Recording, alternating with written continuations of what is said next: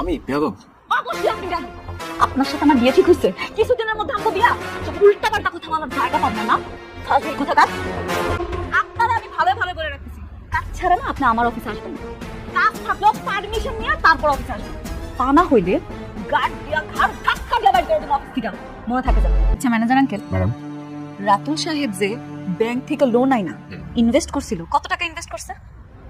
Madam 70% তার invest হয়ে গেছে, আনুমানিক 20% মতন বাকি আছে। আপনি খোঁজ খবর রাখবেন। জি ম্যাডাম। যখন পুরো ইনভেস্টটা হয়ে যাইব তখনই খেলা শুরু। ওনার এমন একটা ভুল ধরবেন, জি ম্যাডাম। ভুল ধরে লাথি মেরে বাইর করে দিবেন। আমার জীবনটা তেজপাতা করে ফেলাইছে। ওরে আমি আর ছাড়ব না। লাইসেন্স বাসাতে আছে, আপনি একটু ওয়েট করেন। হ্যাঁ হ্যাঁ, আমি দেখছি। প্রিয় বৃষ্টি, জানি না কিভাবে আমি আমার ভালোবাসার কথা তোমাকে জানাবো। তোমাকে ভালোবাসা যতটা কঠিন ছিল, তার চেয়ে বেশি কঠিন ছিল তোমাকে সেটা জানানো। আমি জানি আমাকে তুমি ভালোবাসো না, কিন্তু বিশ্বাস করো আমি তোমাকে ভালোবাসি। সাব্বির আহমেদ।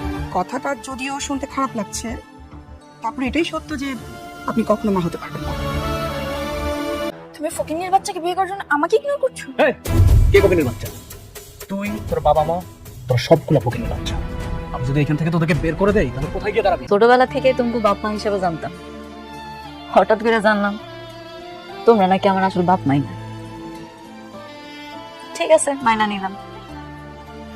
যার লগে আশা করে বিয়া দিছিলাম, তার লগে সুখে সংসার করতেছিলাম, হঠাৎ করে হ্যাঁ অভিমানী করে আরেকজনের বিয়া করে চলে গেছে, এটাও মাইনা নিলাম।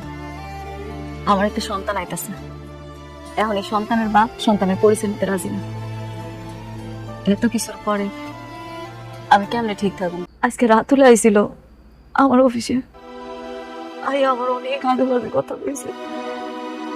তোমরা এমন করো না, ওরে এত সাহস দিও না, ওরে আর এই বাড়িতে আইতে দিও না, আমি বিয়ে করতে চাই না। কি এমন গুরুত্বপূর্ণ কাজ যেখানে তুমি আমাকে না নিয়ে গিয়ে সাব্বিরকে নিয়ে গেছো? আমি আমার ওয়াইফের সাথে কথা বলছি, আমি তোমার কোনো কথাই শুনতে চাই না। মানে কি বলছো তুমি এসব? কে তোমার সাথে বিশ্বাসঘাতকতা করেছে? আর তুমি না অকারণে আমাদেরকে ভুল বুঝছো। আমি তোমার সাথে এখানে কথা বলতে চাই না, তোমার সাথে আমি বাইরে যেয়ে কথা বলবো। বাইরে চলো। ওকে চলো। কোথায় যাচ্ছ তোমরা? তুমি যখন বাইরে গিয়েছিলে তখন তো আমাকে বলে যাওনি, এখন কেন আমি তোমাকে কৈফিয়ত দেব?